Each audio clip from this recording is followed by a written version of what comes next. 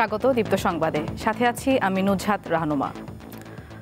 চিকিৎসার জন্য যুক্তরাজ্যে নেয়ার কথা রয়েছে বিএনপির চেয়ারপারসন খালেদা জিয়াকে। তার বড় ছেলে তারেক রহমানের স্ত্রী জুবাইদা রহমানের আজ ঢাকায় এসে চিকিৎসার জন্য কাতারের রয়্যাল এয়ার অ্যাম্বুলেন্সে শাশুড়িকে নিয়ে যেতে পারেন লন্ডনে। এরই মধ্যে লন্ডনের হিথ্রো বিমানবন্দর থেকে বাংলাদেশ বিমানের একটি ফ্লাইটে ঢাকার উদ্দেশ্যে রওনা হয়েছেন জুবাইদা রহমান। বেলা 11টার দিকে তার বাংলাদেশে পৌঁছানোর কথা রয়েছে। জুবাইদা রহমান দেশে ফেরার পর সরাসরি যাবেন রাজধানীর এভারকেয়ার হাসপাতালে। তবে বৃহস্পতিবার রাতে বিএনপির মিডিয়া সেল থেকে জানা গেছে, গুরুতর অসুস্থ খালেদা জিয়াকে লন্ডনে নিয়ে যাওয়ার জন্য কাতারের এয়ার অ্যাম্বুলেন্সে কারিগরি সমস্যা দেখা দেয়ায় লন্ডন যাত্রা বিলম্বিত হতে পারে। খালেদা জিয়ার সফর সঙ্গী হতে পারেন চিকিৎসক ও পরিবারের সদস্য সহ অন্তত 18 জন।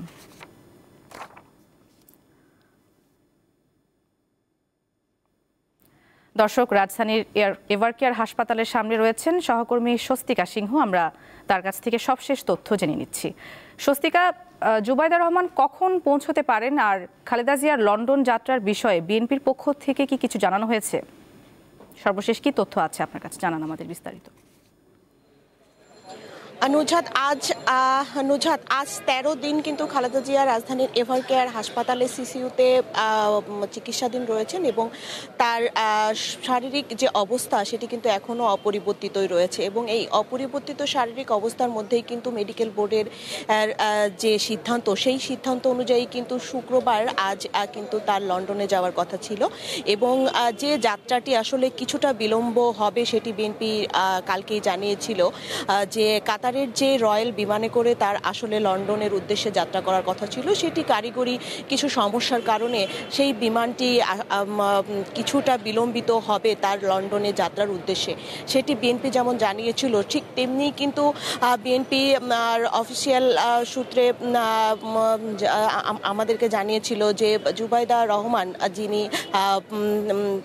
তার পুত্রবধূ, তিনি কিন্তু আসলে লন্ডন থেকে আসবেন এবং ঠিক লন্ডন স্থানীয় সময় সন্ধ্যা 6টায় কিন্তু তিনি বিমানবন্দর থেকে রওনা করেছেন এবং তার যে ফ্লাইটটি বাংলাদেশে এসে পৌঁছানোর কথা ছিল, বাংলাদেশ বিমানবন্দরে এসে পৌঁছানোর কথা ছিল ঠিক 9:30টায়।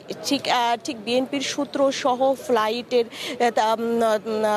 তার ফ্লাইটের যে ওয়েবসাইট রয়েছে, সেই ওয়েবসাইটের তথ্য অনুযায়ী কিন্তু তার যে ফ্লাইট, জুবাইদা রহমানের যে ফ্লাইট, সেটি কিন্তু 2 ঘন্টা বিলম্বিত হতে পারে এমনটিই বলছে। এবং বিএনপির যে মিডিয়া সেলের তথ্য, সেই তথ্য অনুযায়ীও কিন্তু তারা আসলে বলছেন যে জুবাইদা রহমানের যে ফ্লাইটটি বাংলাদেশ বিমানবন্দরে এসে 9:35 পৌঁছানোর কথা থাকলেও সেটি কিন্তু 10:53 পৌঁছাতে পারে। সেই জায়গা থেকে কিন্তু জুবাইদা রহমানের কিন্তু বাংলাদেশ বিমানবন্দরে এসে পৌঁছানোর পর তাকে স্বাগত জানানোর জন্য কিন্তু একজন বিশেষজ্ঞ ডক্টর যিনি উপস্থিত রয়েছেন, জন বিলি রিচার্ড, তিনি কিন্তু বিমানবন্দরে সকাল থেকেই রয়েছেন, যে উনি যখনই আসবেন তখনই তাকে স্বাগত জানানো হবে এবং স্বাগত জানিয়ে কিন্তু তাকে এভারকেয়ার হাসপাতালে উনি আসবেন। এভারকেয়ার হাসপাতালে এসে শাশুড়িকে নিয়ে কিন্তু তারপর তাদের রওনা হওয়ার কথা রয়েছে। এখন এই যে যাত্রার যে বিলম্ব, সেই যাত্রার বিলম্বর আসলে কতটুকু বিলম্ব হতে পারে বা কাতারের যে বিমানটি কখন এসে পৌঁছাবে, সেই বা কাতারের বিমানটি আসলে কাতার থেকে রওনা করেছে কিনা, এই তথ্য কিন্তু এখনো বিএনপির মিডিয়া সেল বা বিএনপি কিন্তু অফিসিয়ালি এখনো গণমাধ্যমকে কোনো তথ্য দেয়নি। তো সেই জায়গা থেকেই এই যে বিলম্বের যে জায়গাটি, সেটি আসলে কখন ঘুচবে এবং বিএনপি চেয়ারপারসন খালেদা জিয়া আসলে কখন লন্ডনে চিকিৎসার উদ্দেশ্যে রওনা করবেন, সেই জন্য কিন্তু তাদের হাজার হাজার নেতাকর্মীরাও এভারকেয়ারের সামনে ভিড় করছেন। সবারই কিন্তু দৃষ্টি আসলে তিনি কখন রওনা করবেন চিকিৎসার উদ্দেশ্যে। ঠিক পরবর্তী সংবাদে জানাতে পারবো যে উনি আসলে কখন রওনা করছেন বা তাদের যে বিলম্বের যে জায়গাটি সেটি আসলে কখন শেষ হবে। নুজহাত, এই ছিল এভারকেয়ার থেকে আমার কাছে সর্বশেষ। ধন্যবাদ স্বস্তিকা যুক্ত হবার জন্য। নির্ধারিত সময়ের মধ্যে সম্পদের বিবরণী দাখিল না করা এবং জ্ঞাত বহির্ভূত বিপুল সম্পদ অর্জনের অভিযোগে মাদারীপুর 2 আসনের সাবেক সংসদ সদস্য শাহজাহান খানের মেয়ে ঐশী খানের বিরুদ্ধে মামলা করেছে দুর্নীতি দমন কমিশন দুদক। বৃহস্পতিবার সংস্থার প্রধান কার্যালয়ে এক নিয়মিত মিডিয়া ব্রিফিংয়ে এ তথ্য জানান দুদকের মহাপরিচালক আক্তার হোসেন। মামলার অভিযোগে বলা হয়, অনুসন্ধানে ঐশী খানের নামে 1,70,22,750 টাকার সম্পদ এবং 11,49,264 টাকার পারিবারিক ব্যয়ের তথ্য পাওয়া যায়। মোট 1,81,71,904 টাকার সম্পদের বিপরীতে তার বৈধ আয় পাওয়া যায় মাত্র 10,53,892 টাকা। তার নামে 1,71,18,092 টাকার জ্ঞাত আয় বহির্ভূত সম্পদের তথ্য পেয়েছে দুদক। দেশের উত্তরাঞ্চলে শীতের দাপট অব্যাহত রয়েছে। সর্বোত্তরের জেলা পঞ্চগড়ে সকাল 9টায় সর্বনিম্ন তাপমাত্রা রেকর্ড করা হয় 12 ডিগ্রি সেলসিয়াস। সন্ধ্যা থেকে সকাল পর্যন্ত ঘন কুয়াশায় ঢাকা থাকছে বিস্তীর্ণ এলাকা। প্রায় একই চিত্র কুড়িগ্রামের। গত 24 ঘন্টায় তাপমাত্রা সামান্য বৃদ্ধি পেলেও কমেনি শীতের তীব্রতা। ঘন কুয়াশার কারণে সড়কে যান চলাচল ব্যাহত হচ্ছে। শুক্রবার সকাল 6টায় জেলায় সর্বনিম্ন তাপমাত্রা 13.3 ডিগ্রি সেলসিয়াস পরিমাপ করেছে রাজারহাট আবহাওয়া পর্যবেক্ষণ কেন্দ্র। দক্ষিণের জেলা পটুয়াখালীতে শীতের দাপটে জনজীবনে ভোগান্তি নেমে এসেছে। সকাল 9টায় জেলার কলাপাড়ায় সর্বনিম্ন 13.5 ডিগ্রি সেলসিয়াস তাপমাত্রা রেকর্ড করেছে খেপুপাড়া আবহাওয়া অফিস। তীব্র ঠান্ডায় সবচেয়ে বেশি বেকায়দায় পড়েছেন বিভিন্ন যানবাহনের চালক সহ গভীর সাগরে অবস্থানরত মাছ শিকারী জেলেরা। উড়লে আকাশে প্রজাপতি, প্রকৃতি পায় নতুন গতি, এই স্লোগানে জাহাঙ্গীরনগর বিশ্ববিদ্যালয়ে 15তম বারের মতো হচ্ছে প্রজাপতি মেলা। এ বিষয়ে জানাতে বিশ্ববিদ্যালয় প্রাঙ্গণ থেকে সরাসরি যুক্ত আছেন আমাদের সহকর্মী এম এ হালিম। হালিম, আপনি এই মেলায় রয়েছেন এই মুহূর্তে, তো কেমন দেখতে পাচ্ছেন, কি কি আয়োজন রয়েছে মেলায় এবং কত ধরনের প্রজাপতি রয়েছে সেখানে? হ্যাঁ রুজাত, আমি এখানে রয়েছি যেহেতু বিশ্ববিদ্যালয়ের এই যেটি জহির রায়হান যেটি মিলনায়তন, তার সামনে প্রত্যেক বছর এই প্রজাপতির মেলা হয়ে থাকে। তো আজকে সকালবেলাও এখানে এই প্রজাপতির মেলা দেখতে কিন্তু দূর দূরান্ত থেকে এখানে তারা দর্শনার্থী তারা ছুটে আসছেন এবং আপনি দেখতে পাচ্ছেন এখানে যে জীবন্ত প্রজাপতি সেগুলো দেখার যে আকর্ষণ, সেই মূল আকর্ষণটাই কিন্তু এখানে দেখার জন্য সবাই এখানে ছুটে আসে। তো এখানে কিন্তু আমরা দেখতে পেয়েছি আজকে এই প্রজাপতি মেলা উপলক্ষে বিভিন্ন ধরনের এখানে অনুষ্ঠান থেকে থাকে। তার মধ্যে এখানে জীবন্ত প্রজাপতি দেখা এবং এছাড়া প্রজাপতির আদলে ঘুরে উড়ানো এবং এখানে বিভিন্ন স্টল রয়েছে, সেখানে পাপেট শো এবং চিত্রাঙ্কন প্রতিযোগিতা, এগুলো সবই রয়েছে। তো এখানে বিশ্ববিদ্যালয়ের যিনি ভিসি রয়েছেন তিনি একটু পরে এই প্রজাপতি মেলার উদ্বোধন করবেন এবং এই বিশ্ববিদ্যালয়ের আপনি জানেন যে প্রাণীবিদ্যা বিভাগ তারা কিন্তু এই 2010 সাল থেকে এই প্রজাপতির মেলার আয়োজন করে আসছেন। প্রকৃতিতে যে এই প্রজাপতির অবদান সেই বিষয়টি তারা তুলে ধরার জন্য কিন্তু মূলত এই যে আয়োজনটা করে থাকেন। এবং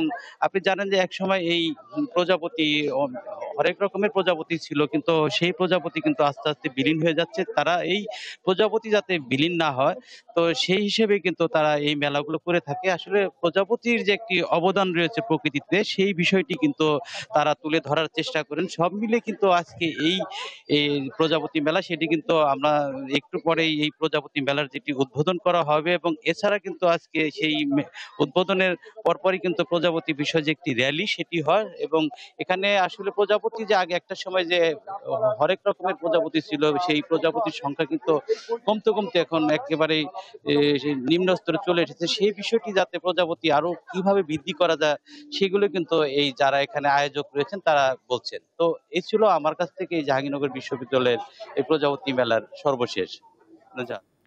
দর্শক, জাহাঙ্গীরনগর বিশ্ববিদ্যালয় থেকে যুক্ত ছিলেন সহকর্মী এম এ হালিম।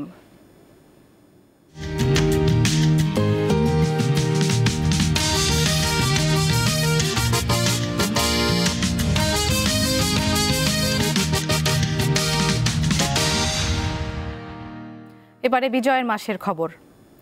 1971 সালের 5 ডিসেম্বর এদিন মিত্রবাহিনী ঢাকার আকাশ পুরোপুরি দখলে নেয়। এতে বাংলাদেশ নিয়ে আন্তর্জাতিক অঙ্গন উত্তপ্ত হয়ে ওঠে। যুদ্ধ নিয়ে জাতিসংঘে তৈরি হয় বিতর্ক। মার্কিন সরকারের বিশেষ উদ্যোগে জাতিসংঘে নিরাপত্তা পরিষদের অধিবেশন বসে। এতে পাকিস্তানের পক্ষে যুদ্ধবিরতির জন্য মার্কিন প্রতিনিধি সিনিয়র বুশের চেষ্টায় সোভিয়েত ইউনিয়ন ভেটো দেয়। আন্তর্জাতিক অঙ্গনের এই উত্তপ্ত অবস্থার মধ্যে মুক্তিযোদ্ধাদের মনোবল যেন হারিয়ে না যায়, সেজন্য মুক্তিযুদ্ধের সর্বাধিনায়ক জেনারেল আতাউল গনি ওসমানী জাতির উদ্দেশ্যে বেতারে ভাষণ দেন। এদিন উত্তরবঙ্গের পীরগঞ্জ, হাতীবান্ধা, পচাগড়, বোদা, ফুলবাড়ি, বীরগঞ্জ ও নবাবগঞ্জ মুক্ত হয়। আর জীবননগর, দর্শনা ও কোটচাঁদপুরে পাকিস্তানি হানাদার বাহিনী মিত্রবাহিনীর সঙ্গে যুদ্ধে টিকতে না পেরে আত্মসমর্পণ করে। আন্তর্জাতিক প্রসঙ্গ। ভারত সফরের দ্বিতীয় দিনে প্রধানমন্ত্রী নরেন্দ্র মোদীর সঙ্গে উচ্চ পর্যায়ের বৈঠক করবেন রাশিয়ার প্রেসিডেন্ট ভ্লাদিমির পুতিন। নয়াদিল্লিতে অবস্থিত রাষ্ট্রীয় অতিথি ভবন হায়দ্রাবাদ হাউসে স্থানীয় সময় বেলা 11:55 আলোচনায় বসবেন দুই নেতা। বৈঠকে বাণিজ্য, প্রতিরক্ষা সহযোগিতা এবং আঞ্চলিক স্থিতিশীলতার উপর আলোচনা হবে বলে জানিয়েছে ভারতীয় গণমাধ্যম। পাশাপাশি মস্কো দিল্লির মধ্যে স্থায়ী কৌশলগত অংশীদারিত্বের উপর জোর দেবেন এই দুই নেতা। এছাড়া দ্বিতীয় দিনের শুরুতে রাজভবনে আনুষ্ঠানিক অভ্যর্থনা দেওয়া হবে পুতিনকে। সেখান থেকে মহাত্মা গান্ধীর প্রতি শ্রদ্ধা নিবেদন করতে তার সমাধিস্থল রাজঘাটে যাবেন রুশ প্রেসিডেন্ট। বিকেলে রাষ্ট্রপতি দ্রৌপদী মুর্মুর সাথে সাক্ষাতের পর রাত 9টায় ভারত ছাড়বেন পুতিন। খেলার খবর। যুক্তরাষ্ট্রের ওয়াশিংটনের জন এফ কেনেডি সেন্টারে আজ বাংলাদেশ সময় রাত 11টায় অনুষ্ঠিত হবে 2026 বিশ্বকাপ ফুটবলের ড্র। 48 দলের বিশ্বকাপে এখন পর্যন্ত 42টি দেশের অংশগ্রহণ নিশ্চিত হয়েছে। মহাদেশীয় প্লে অফ খেলে আসবে অপর 6টি দল। সবশেষে ফিফা র্যাঙ্কিংয়ের উপর ভিত্তি করে 48টি দলকে 4টি পটে ভাগ করা হয়েছে। প্রতিটি পটে থাকছে 12টি করে দল। স্বাগতিক 3 দেশ যুক্তরাষ্ট্র, মেক্সিকো ও কানাডা 1 নম্বর পটে জায়গা পেয়েছে। ফিফা আগেই চূড়ান্ত করে রেখেছে স্বাগতিক 3 দেশের গ্রুপ। যুক্তরাষ্ট্র থাকবে ডি গ্রুপে, মেক্সিকো এ গ্রুপে এবং কানাডার জায়গা হয়েছে বি গ্রুপে। র্যাঙ্কিংয়ের শীর্ষ 4 দল স্পেন, আর্জেন্টিনা, ফ্রান্স ও ইংল্যান্ড একই গ্রুপে পড়বে না। ড্রয়ের বিপরীত ভাগে থাকবে এই দেশগুলো, যেন দেশগুলো ফাইনালের আগে মুখোমুখি না হয়। এছাড়া একই মহাদেশের 2টি দল একই গ্রুপে পড়ার সুযোগ নেই, শুধু ইউরোপ ছাড়া।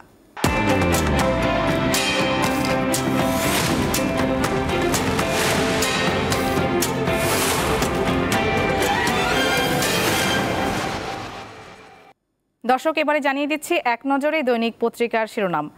শুরুতে আমাদের হাতে রয়েছে দৈনিক যুগান্তর। দেখতে পাচ্ছি শিরোনামে লন্ডন যাচ্ছেন খালেদা জিয়া, উন্নত চিকিৎসার জন্য বিদেশে নেওয়ার সিদ্ধান্ত। শারীরিক অবস্থা অপরিবর্তিত, ভর্তি হতে পারেন লন্ডন ক্লিনিকে। আজ ঢাকায় পৌঁছবেন বড় পুত্রবধূ ডাক্তার জোবায়দা রহমান।